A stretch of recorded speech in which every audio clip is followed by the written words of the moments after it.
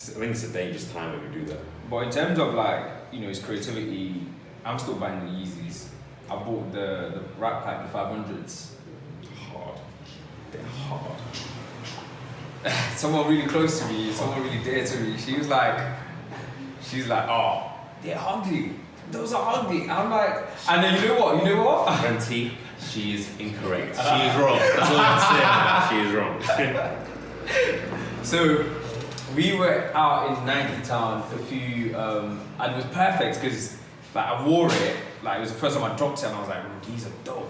Gave me the feeling I wanted because I'm like, this is design. This is top level design. Wore it now, and then we were in Nike Town, and like someone that I know that works there, he came through. He was starting his shift. He was working, and he looked at them. He's like, yo. You got them, so you managed to get them, bro. I was like, I got them. How did you? You need to tell me. You need to break that down. He's like, bro, you managed to get them. Yeah. So we were talking about prices and whatnot, all I had to go through to get it, because I didn't get it like the first drop, I had to kind of get it afterwards. And he was like, these are dope, man, they look dope. And then I was saying to her, because she was with me, and I was like, yo, do you hear what he said? Yeah. Same thing I told you, and she's like, yeah, but I think they're ugly. And he's like, it's an acquired taste. It is. You don't get it. Do you know what I mean? That's the thing, man. You just don't get it with fashion. Yeah. Like a lot of people said it's ugly first, and then everyone starts to warm up to it. Like, yeah. It's always the case. Always. Yeah, man. So that's the. I've always like making ugly now. Yeah. That's the next trend. Like you said, what's the thing of the future? People said now that as well, the whole dad swag. It was doing that with the dad shoes, the cozy. The cozy, like, yeah, that's in fashion right now, yeah. What's next? I don't know, man. Flares will be back soon. Flares are back. Flares were back, right? Yeah, Flares are back. I don't know if everyone's on the baggy stuff now. I'm definitely jumping on something at some point. I need the cozy the better, man. Yeah, that's cozy the better. Flip-flops. I'm wearing flip-flops everywhere now. I literally never wear jeans anymore. Never. But really? I threw a pair on today to come here, but literally never. I'm always in just. Like what else is out? Like the long drawstring, the pants. Yeah. Those are fashion.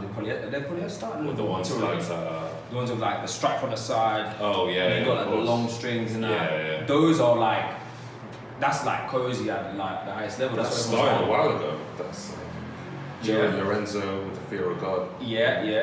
I'd say he was the first to drop that. He started to drop that. Yeah. It was the red with the white stripe and. It's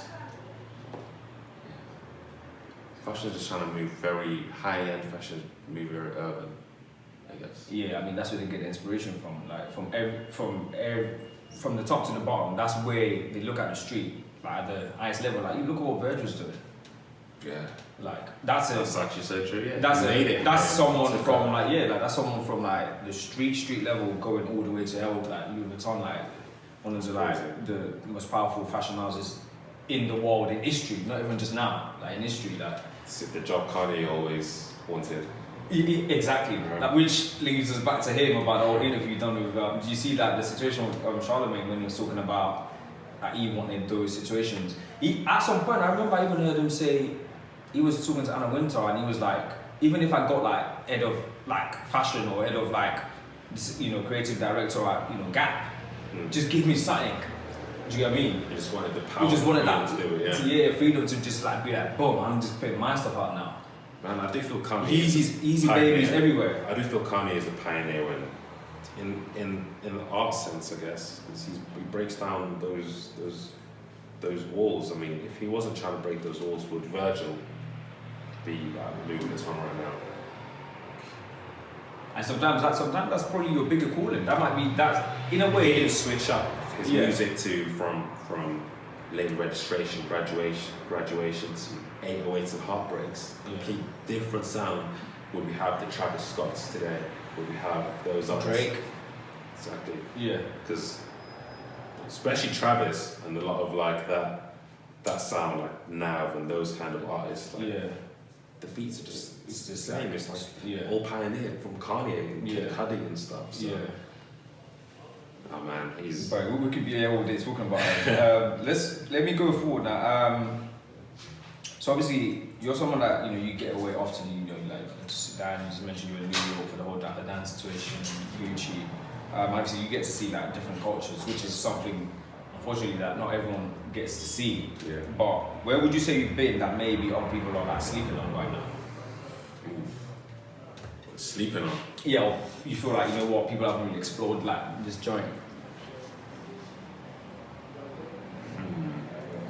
I could say a lot of places in America, like probably Chicago. That's a spot people don't really know about. Really? Yeah. It gets a bad rep, obviously. It definitely gets a bad but just rep. like London, I guess, can get a bad reputation for violence as well. But right, if you were going to go right visit, now. yeah, exactly, like right now. If you were going to go visit London, you wouldn't really be going to areas where that's really happening. You'd be doing your touristy stuff. Yeah, but not just necessarily that, but you could, if you knew where to go, you could find like a lot of fun and creative avenues that don't involve violence or whatever. Yeah. But Chicago's a cool spot, cool sort of one of the best like nights and one of the best days I've had. I went there a couple of years ago. Where else? Somewhere really random, Ethiopia. Yeah. Okay. With the women or just the women? Nah. Not just one as well, but the whole country, man. Like it was, like it's next to Sudan, but it's nothing like Sudan. Nothing like it. Yeah. So when you go, that's why I was like, it's crazy because I've been to in Africa, only Morocco, Sudan. Where have I been anywhere else? Ethiopia. All of them so it's like, and they all like kind of have their own, and that's something I was thinking about earlier on, you know. I was, what made me think about Senegal? There was something I was listening to like the Guardian football podcast, and they were talking about, obviously they were breaking down the World Cup groups, and I started thinking about Senegal, and they were talking about, you know, like, and it's kind of crazy how a football analogy and a football conversation can make me think, I want to go to Senegal. Do you know what I mean? Because they were talking about the football team, Senegal, but I just remembered I had a friend that was in Dakar, and I was like, I was looking at that situation, and like she was telling me, don't believe the hype. Dakar is sick, and like culturally, like history-wise, and you know, just like what they're doing, like Dakar is like meant to be amazing. But how many black people know that? So we're talking about people needing to like explore for themselves, because I mentioned Dakar, you mentioned Chicago, you mentioned Ethiopia, Morocco, all these countries. So it's like Bali is a place everyone's going now. I've never been Asian. That's another definitely never been Asian. Yeah, so that's a spot right now. Where else was people going? I was speaking about this. Thailand, yeah, Phuket and all that. My friends he's out in Thailand right now. Actually, he's gonna see this. There was somewhere that Morocco. Certainly, how can I forget that? Like Marrakesh, the spot, because everyone seems to be going there. Yeah, I guess it's like quite cheap to go. It's quite cheap to go, but it's just kind of just came in vogue. Like there was a spell where I would go on Instagram and almost everyone I follow was in Marrakesh, and I had to like post up and be like, am I the only one not in Marrakesh right now? Like, what's really going on out there? Yeah, what's everyone doing out there? Yeah. I've seen that like a couple of months ago. I was thinking, it feels like everyone's in Trinidad. I don't know why. Yes, and you kind of like, and then I was thinking, and I started. That's another thing. I started looking at the whole concept of algorithm, algorithm and kind of like AI and all that kind of like, like deep learning and machine learning. Because I'm just someone that picks up on these things, and I was like, I was researching about algorithm probably at the start of the year and looking at how companies and our like brands like Instagram and Google and how they use, like you can search for something, online, but then on your phone it's gonna pop up, like the pop up related to that stuff will come up. Companies are gonna start coming at you with that product that you were maybe just searching or like, looking into. Yeah. So now I was like, are Instagram and flight, companies playing a game with me? I think so. Do you know what I mean? Oh, yeah. I was like, why do I, every time I come on, it loads spin someone that's in Marrakesh, that's on holiday? Deep learning, machine learning, that's obviously looking at maybe I googled a few flights. That just follows your little track kind of history. Yeah, it's kind of like look at my cachet and all that stuff. Like, oh, he wants to go away. Let's show him how many people that he follows are away right now. Because that does something to you. That is actually. Because that you're onto something. that then prompts you that be like, actually, I want to go away. Yeah, that's crazy. I want to try and book that flight now because now I've seen every time I come on, someone's away. Yeah. And they're all in Marrakesh. It's a tease. It's a tease. It's kind of telling you, look, man, look, yeah, they're away. You want to get away as well. Yeah. But anyway, so I was just looking at that, and to round up that point, like, people need to explore themselves. Like Chicago, for me, for example, right now, I always say I'm not too keen on going to America right now because of all the madness that's going on there and all that kind of like Trump, like. Oh, you're gonna cancel Trump? The talk we just had. He tries to get me. No, not even that. But I was just looking at it and I'm thinking, did they like? I don't know if it's somewhere I want to go to because I was like, okay, I'm more on. I want to go to Canada. I mean, I want to go to Canada as well. Yeah. Do you know what I mean? But I'm just like, well, you're someone like you've been to the States a few times, I guess. Yeah. Yeah. So what's that like? Briefly, like, what's your experience like every time you go out there? Well, the last trip was the most amazing trip. That was the best trip ever been to. I'd say that was when we went to Coachella. So West Coast, we did Coachella. Yeah. Then we did LA for a week, and then did the East Coast, New York for a week. And you came back. And that was just. So Coachella, that's a big cultural thing. Like, what's that like? Because I was looking at the pictures and I was like, yo, man, I need to go out there at some point. Like, this looks mad. It was good, man. It was just a sick festival. Like, I really didn't know how good of a performer Beyonce actually is. Oh, until you saw it live. Yeah, I mean, I used to think she was overrated. Really? Yeah, I mean, don't say that out loud. I shouldn't. Don't say that out loud. You're gonna get me cancelled. I'm reformed. Don't worry, it's cool. I'm reformed. I saw it in the flesh. That interview's cancelled. Like, that's what people are gonna say. Another thing I wanted to speak to you about was you're like the second person I've spoken to like on the the series that mixes like their creativity and their passion with like like the brutal sport and reality of like boxing. Obviously, like you into boxing, like What weight is it? Light heavy? Light heavy. I could probably drop down to super middleweight too. As well. Last fight I was 80 kg, which is light heavyweight. Yeah. So you can always. What's super middleweight? You get 76. 77, so I'm thinking that would be the lightest I would go. You would go like, But so I got into that recently, boxing. That's something like a passion actually. I've always liked it as a sport, I used to watch it, but man, I started getting into it, training, it's another beast. You eat, sleep, think it, you eat, sleep, just dream, gets your head all the time. So what, like, the training, just the whole thing, like the whole package of like. Especially when. Because a lot of boxing is training. Yeah, so it really is, like, But I guess when you switch your mentality to a fight, like I've got a fight on this date, I need to work hard, I've got a goal to achieve.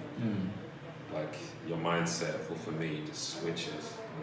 It's crazy, like you're so focused, you just want to train all the time. Like you're thinking even like if I don't, I'm screwed. Like I'm gonna suffer if I don't. You know what I mean? Like, Like you go into the ring just knowing if you haven't put the work in, like you're gonna get put in trouble. You can't underestimate it.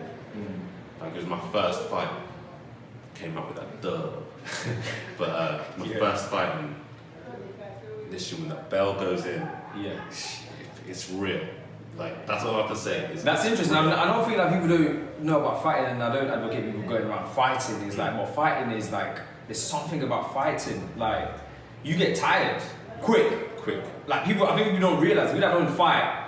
Be like, 12 rounds. You're like within like in a real fight, if someone was to try to scoff you on the road, within the first 30 to 45 seconds, a minute, you've lost most of your energy. You're out. So you gotta be smart. You gotta be smart. You gotta have great fitness. You gotta have smart. Like my trainer, he was intense. Cause what he was telling us the whole time is none of my fighters will ever be outran or outfought. So that's what I had to make it the whole time. Just stay really fit and keep thinking. Like that's the key is as well when you're fighting. Like you can stay mentally clear. You can keep thinking. Keep thinking about what you want to do. What you want to do, because like you said, fights where people go for 40 seconds and then they're knackered. And then they're knackered. There's no thought. There's no thought. They're not thinking it's about just their swinging, like street fight. Yes, running all out. Yeah. But it's like you have to think about it. Like you think about when to breathe. Yeah. Like you're tactful with it. Like you breathe when you punch. Otherwise, you're just exerting your energy. So there's a lot of thought. It's tactics. It's you're looking for openings. Like a lot of people see it as just something brutal or just. My parents didn't get it when I was gonna fight. What do you mean? It's just. My girl doesn't get it. She'd be like, your face, like, oh, someone's gonna be punching you in the face. But look at me, I'm still pretty. Yeah, exactly.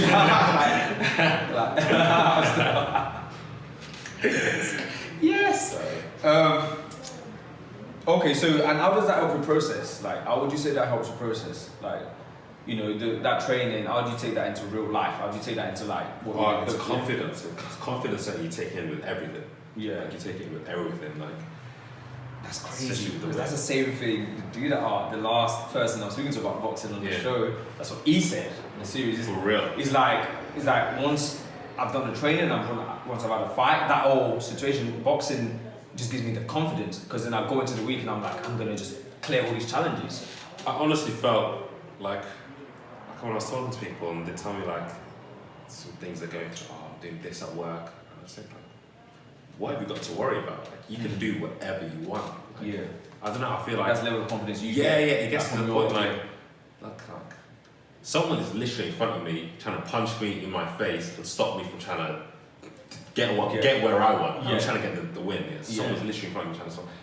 Our other goals, people aren't physically in our face trying to stop us. And you can overcome that. I'm saying if you can overcome that, like you can put something just to get in the ring and do that. You just know that you can do anything. Again, I don't know, it feels weird. Like I know that now, like if I wanna do something, I've got the determination, I've got to really like I've got basically the mentality. Because you need to have strong mentality to get into the ring and wanna fight someone. Like and I feel like that's it. Once you can conjure up a strong mentality, you can really do what you want. Like you feel it.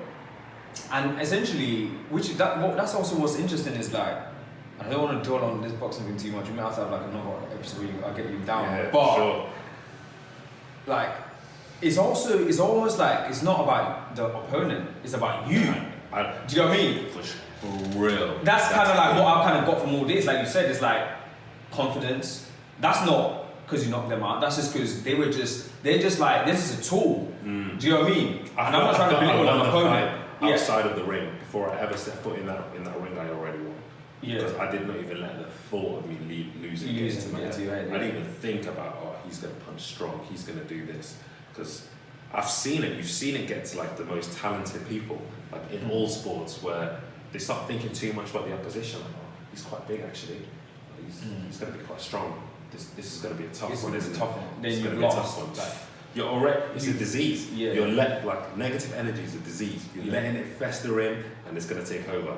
I said I was letting no thoughts of me losing it.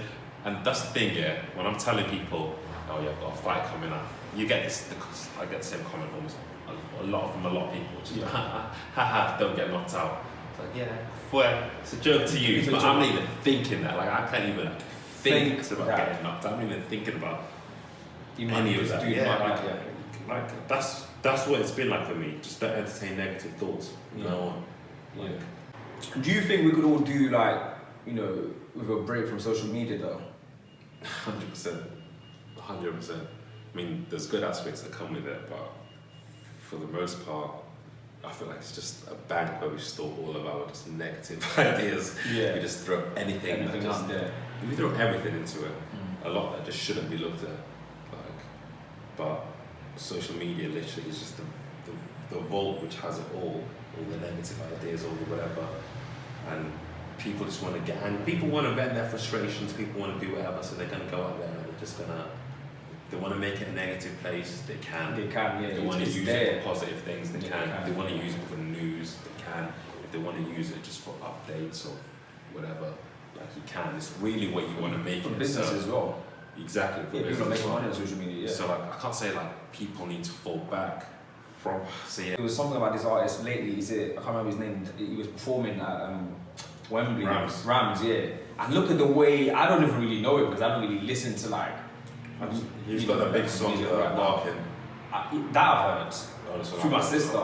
Do you know what I mean? But she's drunk, she's racist. So. Man, it's all the youngers, man. It's all the youngers, they put me on. Yeah, she was listening to it one day in the kitchen. I was like, oh yeah, that's kind of dope. But I don't really listen to that. I'm more like a J. Cole. That's like the space I'm in right now. I listen to a lot of J. Cole.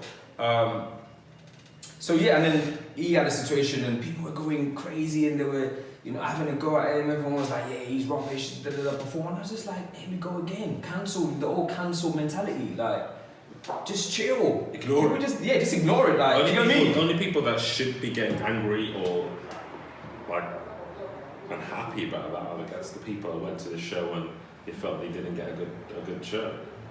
Apart from that. Also, we're talking about Crepes and Cones. They had like obviously they opened and stuff, and then a few people had visited like the spot, and they were like, oh, the food, the rib or whatever ain't big enough.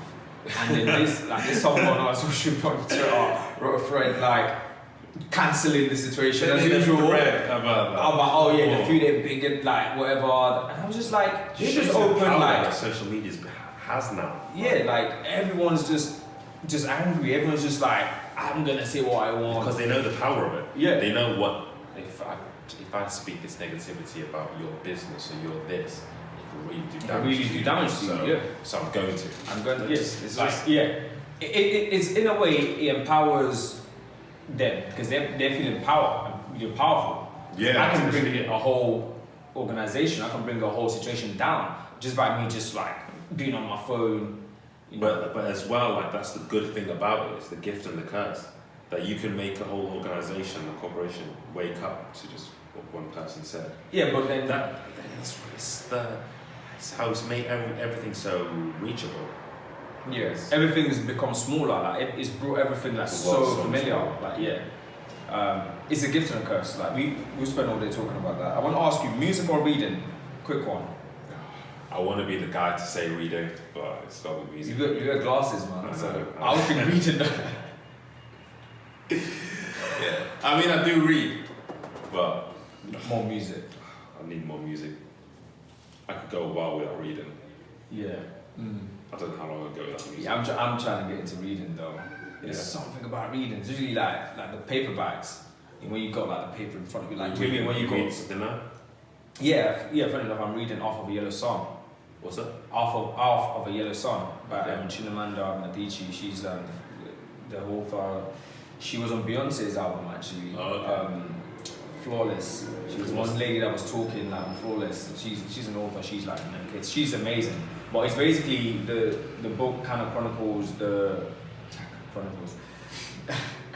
book basically it talks about the story of like Nigeria post when we got independence, and kind of looked at the tribes, and it looked at the Igbo tribe specifically, and it looked at kind of like the civil war. It was like a Nigerian civil war, like just quite massive.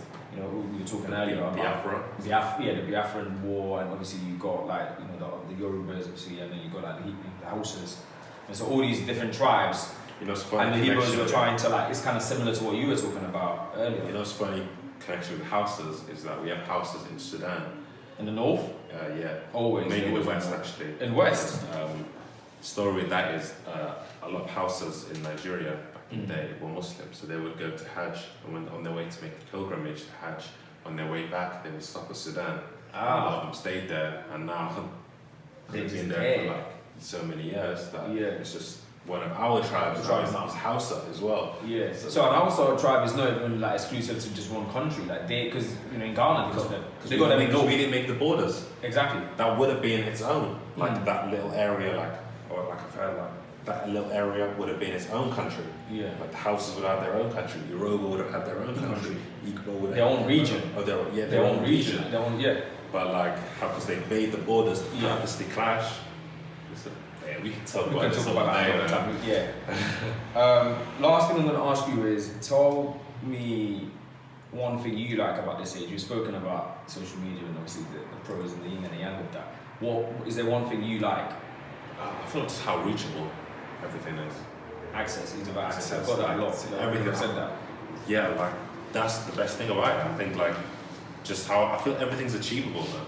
I honestly feel everything is like achievable. It's in a reach away. Like back in the day, you would get like the idea of seeing a celebrity would blow your mind. Like when you were younger, before there was that. Now it's like you can see someone on the road, you can see them, see how they move, you can learn from what they do, you can put that into what you do. Like there's just so much information out there now that it's just crazy. Like just the volume of information out there. Yeah, it's a lot of information out there. Like sometimes I find myself, I'm reading an article on my laptop, I'm doing something I'm tuning on my phone, I'm listening to music on my, I don't know, YouTube, my TV's on, my PS4, I want to go on Netflix. Do you get what I mean? Like there's just loads of stuff you could do, and I'm just like to myself, do you just want to maybe just turn everything off and just chill? Like, So there's too much going on. Because there's so much information, like there's so much to watch, there's so much to read, there's so much to listen to, like it's just mad. But then again, it makes you also think like, is anything original? Maybe we do need like, maybe like something like an hour in a day where there's just internet is shut off. Yeah. And just where something just, think where for someone yourself, just, yeah, someone like, yeah, do you get me? Like where you can think for yourself, where like the power just goes out. Yeah, but I guess the people that need that, I guess will do it for themselves anyway. Exactly. Yeah. You can't really enforce it. Like, that's democracy. That so yeah. Keep tweeting. Oh man. Yeah, this has been a great convo, man. Thanks for coming. Anytime, man. Obviously, how can people find you? Because obviously, like we were talking about at the start, your name's changed, the handle's changed. So how can people find? I mean, I'll put the. You could say it, but I'll put like whatever. Yeah, I'll put the situation situation about. Yeah, cool. Yeah, my Instagram Mo_XXVI, Twitter Mo_XXVI. Just reach me. I've their photo shoots, just general anything creative content. Work with artists, music artists. Anything. You're talking about doing the album covers and like kind of like just creative direction. It's just sort of just the avenue that I'm in. Cool. Yeah. It's dope, man. Yeah, you can reach me for some stuff as well. I do a bit myself, you know. For real. Got my podcast as well, actually. Make sure yes. check that out. Yeah. It's on the podcast. That's on SoundCloud, no? That's on SoundCloud. It's on iTunes. It's on the. It will be Apple on Podcast. It's on the Apple Podcast. Yeah. It's on all the podcast apps. We'll be on. Trying to get on Spotify soon. Everything. So. Yeah, Spotify is another one. I'm trying to get, see if I can get on. No Masala. You should check that out as well. Yeah. As always, I mean, I'll put all the links and all the descriptions. Yeah. It's a great convo, man. I hope people really listen to this one, take it in, think about it, share it, plug it, all that 21st century this age stuff, like plugging it. So yeah, thanks for listening. My name's Tunde, of course, that's Mo.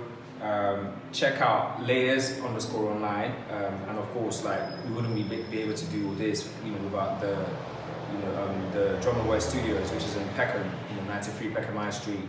Just put in Google again, this age, Drum and West Studios. Come and check what they're doing now. The space is up for rental. You can book it out. Photo shoots, maybe a music situation here. They've got merchandise, they've got their own clothing brand, and it's just a cool spot for people to come and connect and be creative. And there's a bench where you can do plug your laptop and just work. You don't necessarily have to go to the library, just come here. But yeah, that's it. It's a wrap. Until next time. Man. Bro. Anytime, bro. Yeah, thank you. I really appreciate that. So yeah, take it easy. I'll see you soon. Peace out. Sweet. That's what.